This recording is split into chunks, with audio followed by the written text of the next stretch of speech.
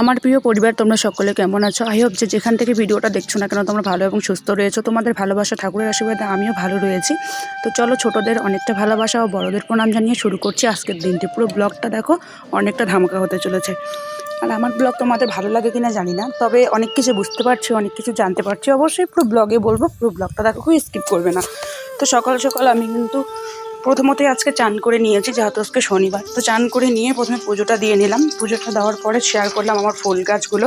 আর গোলাপটা কিন্তু আমার চেঞ্জ হয়ে গেছে, আগে সাদা ছিল বাট এখন আবার ফুটেছে কিন্তু দেখো গোলাপি কালার। গোলাপি থেকে আবার যখন পুরোপুরি পূর্ণতা হয়ে ফোটে তখন আবার কিন্তু পুরো সাদাই হয়। তো যাই হোক, খুব ভালো লাগে এই জিনিসটা দেখতে। মানুষের মতন আজকাল ফুলও রং বদলায়। তো যাই হোক, এটা দেখে অনেক কিছু বোঝা গেল। এবার হচ্ছে অনেক দিন পর আজকে একটা নাইটি বের করলাম। আমার যখন মেয়ে হয়েছিল ঠিক তখনকার হাসপাতালে কেনা নাইটিটা আমার। তো মানে হাউস কোটের মতো আর কি, মানে কাটা নাইটি যেগুলোকে বাংলা ভাষায় বলে। তো সেটাই আজকে অনেকদিন পর পরে নিলাম, কারণ এগুলো তো পরে আর পরতে পারবো না, এখনই পরে নেই। আর এদিকে হচ্ছে টুনটুনিদের খেতে দেবো। দেখো আমার ব্যাগে কিন্তু চোকর রয়েছে, যেটা দেখার পর ওরা কেমনভাবে দৌড়ে আসলো।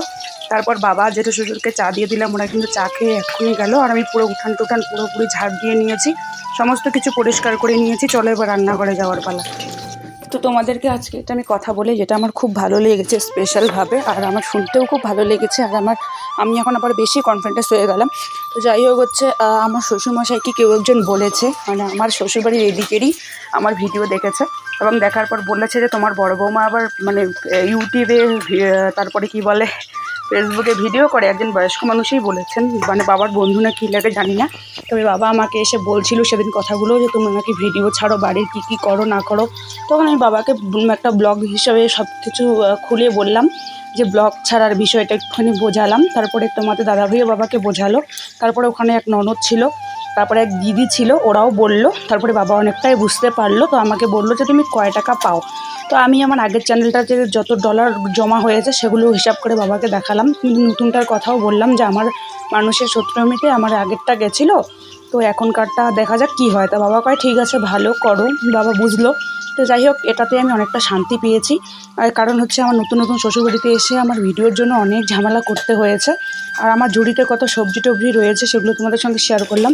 আর আজকে সকালের মেনুতে, এটা সকালই হবে, তো সকালের মেনুতে কী কী ছিল তোমাদের সঙ্গে শেয়ার করলাম, বলার আর সুযোগে হয়ে উঠলো না। আর এদিকে দুপুরে 2টার দিকে দেখো আমি সকলকে খাওয়াবোর জন্য আমি আজকে আয়োজন করেছি।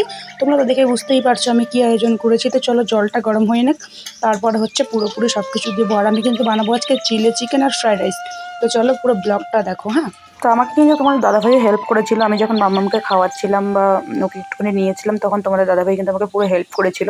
তো দেখো ফাইনালি কিন্তু আমাদের হয়ে গেছে। আর আমি এখানে ঢাকা দিয়ে উনুনের মধ্যে বসায় রেখে দিয়েছিলাম, কারণ একটু গরম থাকবে বলে। তো আমি প্রথমে ভেবেছিলাম যে চিলি চিকেনটা রান্না করব, কিন্তু মাঝখানে একেবারে গোলমাল হয়ে গেছিলো। তোমাদের দাদাভাই ঠ্যাং এনেছিল, সেগুলো দিয়েছিলাম, মানে পোলট্রির ঠ্যাং। তো যাই হোক, চিলি চিকেন আর রান্না করা হলো না। সয়া সস, টমেটো সস যা লাগে, কেচাপ সব কিছু রেডি করা হয়েছিল, কিন্তু মানে মাঝখানে গন্ডগোল হয়ে গেল। তো চলো একটু যাতে গ্রেভি টাইপ হয়, মানে একটু যাতে মাখা মাখা টাইপ হয়, মানে খাওয়ার জন্য আর কি ফ্রাইড রাইস দিয়ে। তো সেরকমভাবেই বানানোর চেষ্টা বানিয়েছিলাম। তো চলো বাবা, তারপরে পাশের বাড়ির নননের মেয়ে, তারপরে নননের ছেলে দুটো, মানে একজন আমার পিছনে দেখাবো এখন, আর হচ্ছে জায়ের ছেলে মেয়ে, ওরা কিন্তু বসে পড়েছে খেতে। আর এ নাকি আমার সাথে খাবে, এর জন্য তোমাদের দাদাভাই চান করছে। তো এদের আগে খেয়ে নিক, তারপরে আমরা খাবো। তারপরে হচ্ছে আমার ভাসুর, আমার যা, জেঠি শাশুড়ি, ননদ, তারপরে আরও এক ননদ, ননদের বর, তারপরে পাশের বাড়ির জেঠি শাশুড়ি, জেঠু শ্বশুর, তারপরে আমার দেওর, ননদ, সবাইকে কিন্তু একবারে বাড়িতে গিয়ে দিয়ে আসা হয়েছে। তোমার দাদাভাই দিয়েছে। আর কোনো কিছু জিনিস সবাই মিলে ভাগ করে খেলে মজাটাই আলাদা।